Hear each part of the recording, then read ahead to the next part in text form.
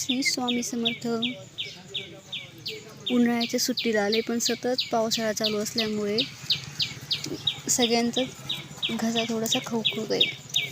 तर आज मी विचार केला की चला सगळ्यांसाठीच मस्त अंगणातला गवती चहा, तुळशीचे पानं, अद्रक हे सगळं टाकून हळदीचं दूध बनवूया.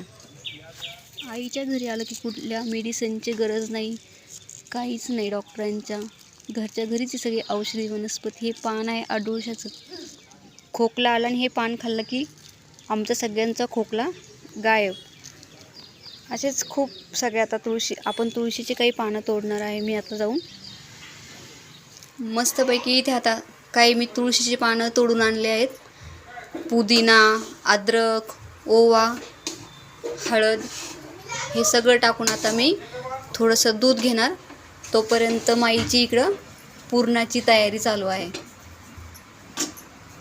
आज पुरणपोळी आणि आमरसाचा बेत आहे. मस्त हळदीचं दूध माझं इथे रेडी आहे. मी हळदीचं दूध पिते. तोपर्यंत तुम्ही माझ्या व्हिडिओला लाईक करा, शेअर करा आणि सबस्क्राईब करा.